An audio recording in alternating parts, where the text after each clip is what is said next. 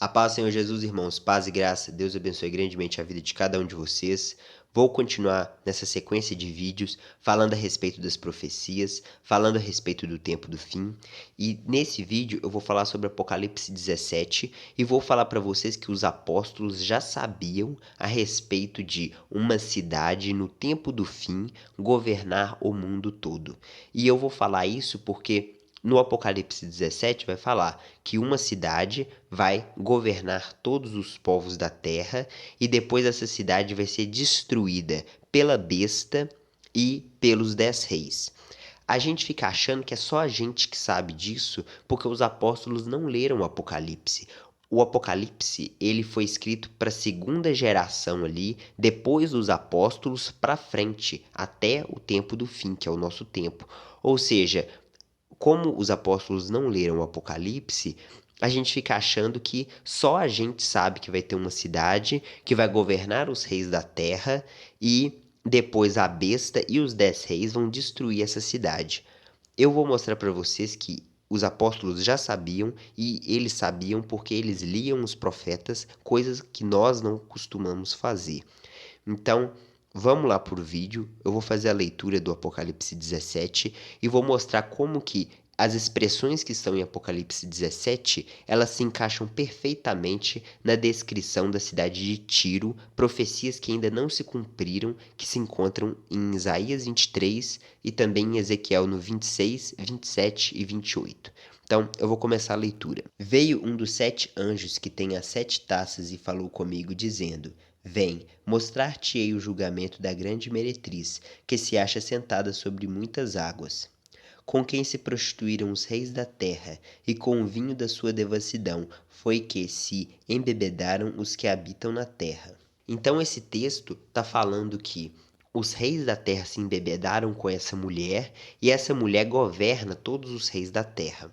Agora eu vou continuar a leitura, mas o texto vai mostrar. Essa mulher é uma cidade literal que governa sobre os reis da terra. Por que eu não gosto de dizer que essa cidade seria o mundo, né? Tem pessoas que falam, né? Essa cidade seria o mundo, o sistema, né? Só que o método de interpretar a Bíblia tem que ser a própria Bíblia. Quando a Bíblia fala que os 10 chifres são 10 reis, são 10 chifres, são 10 reis, ponto final. Não é para alterar aquilo que a Bíblia já está falando. Quando a Bíblia fala que as muitas águas sobre as quais a mulher está assentada são muitos povos, essa é a tradução e acabou. Quando a Bíblia fala que a besta tem 7 cabeças, e essas 7 cabeças são 7 montes, e os 7 montes são 7 reis, essa é a tradução.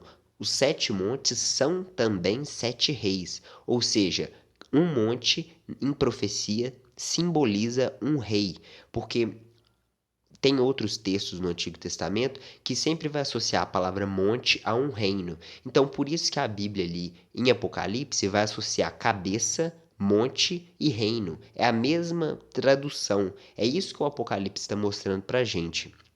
Agora, quando a pessoa pega monte e quer transformar isso num monte literal, ela anula o que o Apocalipse 17 está fazendo e ela tenta achar um país, uma cidade que tenha 7 colinas. Então, não é isso que o Apocalipse está mostrando. E a pessoa tenta enfiar 7 colinas em Paris, em Roma, ela tenta achar 7 colinas em algum lugar, quando que na verdade a Bíblia não está falando de um lugar com 7 colinas. Está falando que os 7 cabeças da besta são 7 montes e também são 7 reis. Ou seja, cabeça, monte, rei é a mesma coisa em profecia. Transportou-me o anjo em espírito a um deserto e vi uma mulher montada numa besta escarlate, besta repleta de nomes de blasfêmia, com 7 cabeças e 10 chifres. Achava-se a mulher vestida de púrpura e de escarlata, adornada de ouro e de pedras preciosas e de pérolas, tendo na mão um cálice de ouro, transbordante de abominações e com as imundícias de sua prostituição. Na sua fronte achava-se escrito um nome, um mistério: Babilônia, a Grande, a mãe das meretrizes e das abominações da terra. Então o texto está falando que é um mistério. A Babilônia, a grande, a mãe das meretrizes e da prostituição da terra. Então esse texto ali, ele está mostrando que tem uma mulher, essa mulher está assentada sobre uma besta, e essa besta está representando ali vários reinos que vão se reunir sobre o comando dessa cidade, que é a mulher. Então, eu já vou pular para os versículos finais para mostrar o que significa mulher, porque o foco do vídeo não é falar da besta. Eu entendo que as 7 cabeças são todos os reinos ao longo da história. Então é o Egito, a Assíria, a Babilônia, os Medo-Persas, a Macedônia, Roma e os 10 chifres, que estão na sétima cabeça. Então, essa é a distribuição correta que eu compreendo. Agora, essa mulher é a cidade que governa sobre todos esses reinos no tempo do fim, porque no tempo do fim esses reinos retornam. Agora, a cidade, eu nunca tinha entendido que cidade seria essa, porque não adianta falar, chutar a cidade, porque a cidade precisa ser uma cidade específica. Olha o que fala nos últimos versículos. Os 10 chifres que viste e a besta, esses odiarão a meretriz, e a farão devastada e despojada, e lhe comerão as carnes, e a consumirão no fogo. Porque em seu coração incutiu Deus que realizassem o seu pensamento, o executem a uma e deem à besta o reino que possuem, até que se cumpram as palavras de Deus. A mulher que viste é a grande cidade que domina sobre os reis da terra. Então, quando a Bíblia está falando que a mulher é a grande cidade que domina sobre todos os reis da terra, a Bíblia está sendo muito específica que vai ter uma cidade no tempo do fim que vai governar toda a humanidade, toda a terra. E aí, quando a Bíblia diz isso, a Bíblia está sendo muito específica. Não tem como falar que essa mulher é o sistema, é todos os reis da terra, porque a própria Bíblia está dizendo que essa mulher é a cidade que vai. Todos os reis da terra vão se prostituir com ela. Então, é uma coisa muito específica. Não tem como dizer que a cidade é o mundo ou a cidade é o sistema como um todo, porque é uma cidade específica. Agora, ao invés de ficar chutando qual cidade deve ser ou qual cidade hoje é grande, para a gente dizer que a profecia está se cumprindo naquilo ali, vamos nos atentar aos profetas, vamos nos atentar ao que os apóstolos já sabiam. Os apóstolos, não tendo lido o Apocalipse, eles já sabiam qual cidade haveria de governar sobre todos os reinos da terra. Todas as nações haveriam de se prostituir com essa cidade e essa cidade haveria de ser destruída. Então, eles já sabiam essas coisas. Olha o que diz em Isaías, no capítulo 23. Sentença contra Tiro, uivai navios de Tarsis, porque está assolada, a ponto de não haver nela casa nenhuma, nem ancoradouro. Da terra de Chipre lhes foi isto revelado. Então, a partir desse capítulo 23, o profeta Isaías vai estar fazendo uma sentença contra Tiro. Tem várias outras passagens da Bíblia que Deus faz sentenças contra Amon, contra Moabe, só que em muitos desses casos, Deus está fazendo uma sentença sobre aquele povo em específico, naquele tempo histórico específico. E aquilo se cumpriu, e a gente olha para aquilo e fala, realmente aquilo se cumpriu. Só que em muitas passagens, em muitas profecias, Deus aproveita para falar para aquela época e depois Deus fala para o tempo do fim. E é exatamente isso que acontece em Isaías capítulo 23. Então, eu vou continuar a leitura, vai falar o seguinte: Eis que a terra dos caldeus, povo que até pouco não era povo e que a Assíria destinara para os sátiros do deserto, povo que levantou suas torres e arrasou os palácios de Tiro e os converteu em ruínas.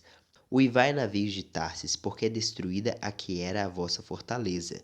Naquele dia Tiro será posta em esquecimento por 70 anos, segundo os dias de um rei. Mas no fim dos 70 anos, dar-se-á com Tiro o que consta na canção da meretriz. Então o texto está falando que Tiro haveria de ser destruída, isso aconteceu por Nabucodonosor, e ela haveria de ser colocada em esquecimento por um período de 70 anos. Esses 70 anos são os mesmos 70 anos que o povo de Judá foi levado para a Babilônia para ficar em exílio. Então, da mesma forma que Judá foi colocado 70 anos em esquecimento, Tiro também haveria de ser colocado 70 anos em esquecimento. Então, até ali, está falando para aquele tempo histórico, só que vai continuar. Toma a harpa, rodeia a cidade, ó meretriz, entregue ao esquecimento. Canta bem, toca, multiplica as tuas canções, para que se recordem de ti. Findos os 70 anos, o Senhor atentará para Tiro, e ela tornará ao salário da sua impureza, e se prostituirá com todos os reinos da terra. O ganho e o salário da sua impureza serão dedicados ao Senhor, não serão entesourados, nem guardados, mas o seu ganho será para os que habitam perante o Senhor, para que tenham comida em abundância e vestes finas.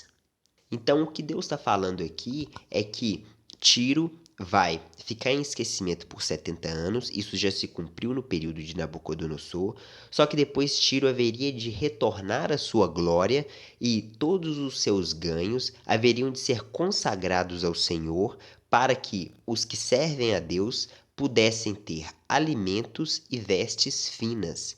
Então, veja bem, isso nunca se cumpriu. Não tem como espiritualizar, não tem como dizer que é uma outra cidade e que Tiro ali é apenas algo simbólico. Não tem como. A profecia está dizendo que os ganhos de toda a impureza, de toda a prostituição de Tiro, na segunda vez que ela vai se prostituir, ou seja, depois do período de Nabucodonosor, todos os ganhos que eles acumularem até aquele período ali onde ela é destruída de novo, tudo aquilo ali vai ser consagrado ao Senhor, àqueles que usam das vestes finas e para ter alimento. Então é uma profecia muito específica. Não tem como a gente anular essa profecia. Não tem como dizer que isso já se cumpriu em outro período. Inclusive, as pessoas leem essa profecia, sabem que isso vai se cumprir, mas não conseguem ligar que a cidade de Tiro, ela vai ganhar uma grandeza muito grande no tempo do fim,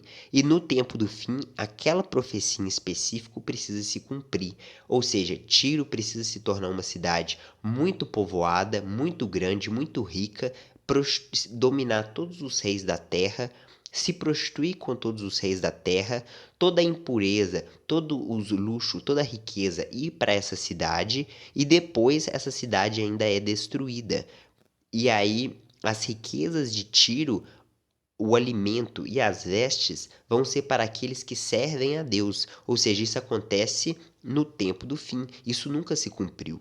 Então, esse era o texto que eu gostaria de mostrar para vocês. A sequência, que é o capítulo 24, que tudo aquilo foi escrito em sequência.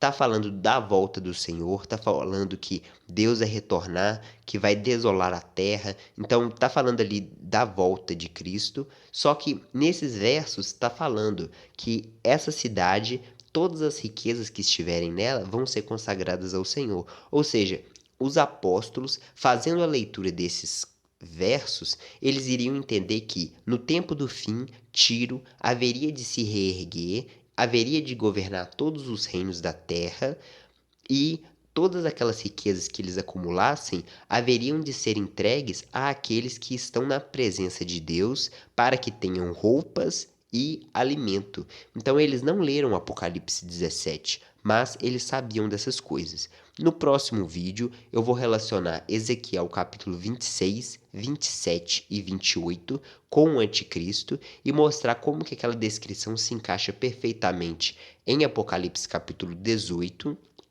E também vou mostrar que, embora a gente leia quando fala de Tiro, a gente entende que está falando de uma cidade histórica, que é um símbolo de algo no futuro. O que eu defendo é que Tiro é literal. Aquilo está profetizando realmente sobre uma cidade literal que hoje se chama Sur, é a antiga cidade de Tiro, e todas aquelas profecias que estão relacionadas ao tempo do fim, porque Deus faz dois tipos de profecias misturadas. Deus fala de coisas que acontecem naquele período e Deus fala de coisas para o tempo do fim. Todas as profecias para o tempo do fim, elas ainda precisam se cumprir literalmente na cidade de Tiro, que hoje fica no atual Líbano. Beleza? Então, muito obrigado por vocês terem acompanhado o vídeo. Deus abençoe.